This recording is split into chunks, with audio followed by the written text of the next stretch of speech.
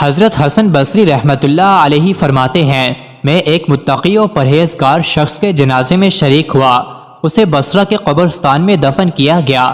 تدفین کے بعد لوگ اپنے اپنے گھروں کی طرف چلے گئے اور میں قریبی جنگل کی طرف چلا گیا۔ وہاں اللہ عز و جل کی قدرت میں غور و فکر کرتا رہا۔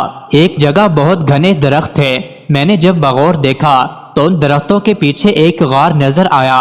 میں نے اپنے دل میں کہا شاید یہ غار ڈاکوؤں اور لٹیروں کی آمد جگہ ہے۔ جب میں اس غار کے قریب گیا تو دیکھا کہ وہاں نورانی چہرے والا ایک حسین و جمیل نوجوان ان کا جبہ پہنے بڑے خشوع و خضوع سے نماز پڑھ رہا تھا۔ میں اس کے قریب جا کر بیٹھ گیا۔ اس نوجوان نے رکوع و سجود کے بعد سلام پھیرا اور میری جانب متوجہ ہوا۔ میں نے سلام کیا، اس نے جواب دیا۔ میں نے اس سے پوچھا، اے میرے بھائی، آپ کہاں کے رہنے والے ہیں؟ اس نے کہا، میں ملک شام کا رہائشی ہوں۔ میں نے پوچھا، آپ شام سے بصرہ کس مقصد کے لیے آئے ہیں؟ اس نے جواب دیا، میں نے سنا تھا کہ بصرہ اور اس کے قریبی علاقوں میں عابدین و زاہدین اور باعمل علماء کرام بہت زیادہ ہیں، چنانچہ میں شام سے بصرہ چلا آیا تاکہ ان اولیاء کرام سے اکتساب فیض کر سکوں اور ان سے علم و عمل سیکھو۔ میں نے اس سے پوچھا، تمہارے کھانے پینے کا انتظام کس طرح ہوتا ہے؟ یہاں جنگل میں تمہیں کھانا کیسے میسر آتا ہے؟ اس نے جواب دیا، جب بھوک لگتی ہے تو درختوں کے پتے کھا لیتا ہوں اور جب پیاس محسوس ہوتی ہے تو جنگل میں موجود تالابوں سے پانی پی لیتا ہوں۔ میں نے کہا، اے نوجوان، میری خواہش ہے کہ میں تمہیں عمدہ آٹے کی 2 روٹیاں پیش کر دیا کروں تاکہ تم انہیں کھا کر عبادت پر قوت حاصل کر سکو۔ وہ نوجوان کہنے لگا، ایسی باتیں چھوڑو، میں نے کئی سالوں سے کھانا نہیں کھایا، پتے کھا کر ہی گزارا کر رہا ہوں۔ میں نے کہا، اگر تم ہمارے کھانے کو قبول کر لو گے تو ہماری خوش قسمتی ہوگی۔ تم ہماری طرف سے کچھ نہ کچھ قبول کر لو تاکہ ہمیں برکتیں حاصل ہوں۔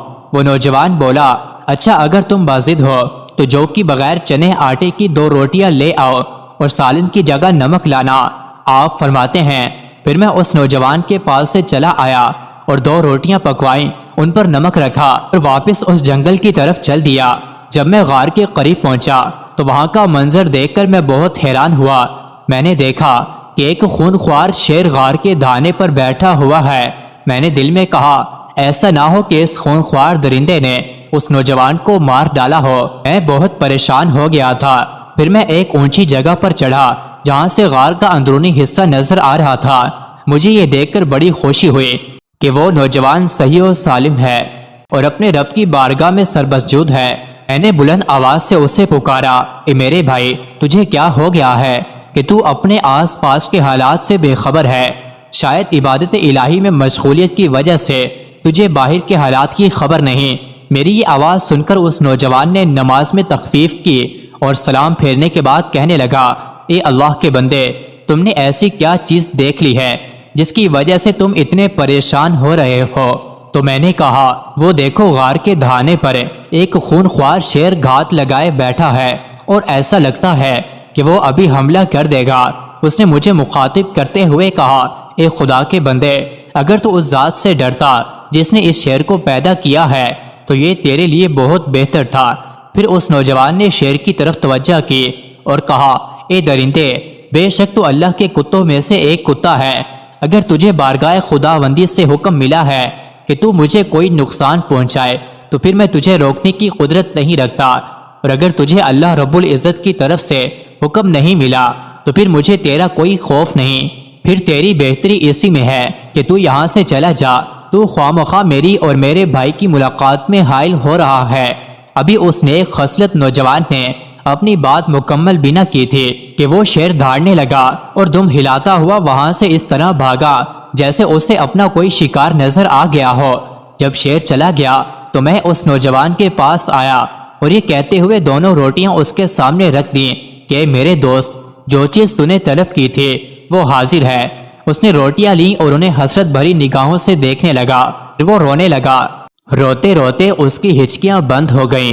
پھر اس نے روٹیاں نیچے رکھ دیں اور آسمان کی طرف دیکھتے ہوئے کہنے لگا، اے میرے پاک پروردگار، میں تجھے تیرے عرش عظیم کا واسطہ دے کر التجا کرتا ہوں کہ اگر تیری بارگاہ میں میرا کچھ مرتبہ و مقام ہے اور میں تیری بارگاہ میں مردود نہیں بلکہ مقبول ہوں، تو اے میرے اللہ، مجھے اپنے قرب خاص میں بلا لے اور میری روح قبض فرما لے۔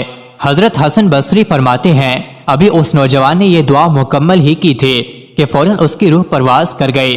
میں واپس اپنے علاقے میں آیا اور چند متقی اور پرہیزگار لوگوں کو جمع کیا تاکہ ہم اس نوجوان کی تجہیز و تکفین کر سکیں۔ میں اپنے ان ساتھیوں کو لے کر غار کی طرف چل دیا۔ جب ہم وہاں پہنچے تو دیکھا کہ غار میں تو کوئی بھی موجود نہیں۔ جس خوش نصیب نوجوان کی لاش کو میں ابھی یہاں چھوڑ کر گیا تھا، اب وہاں اس کا نام و نشان بھی نہ تھا۔ میں بہت حیران و پریشان تھا کہ آخر اس کی لاش کہاں غائب ہو گئی۔ اچانک مجھے ایک غیبی آواز سنائی دی۔ کوئی کہنے والا کہہ رہا تھا، اے ابو سعید، اپنے رفقا سے کہو کہ وہ واپس چلے جائیں، اب اس نوجوان کی لاش کبھی نہیں ملے گی کیونکہ اس کی لاش کو یہاں سے اٹھا لیا گیا ہے۔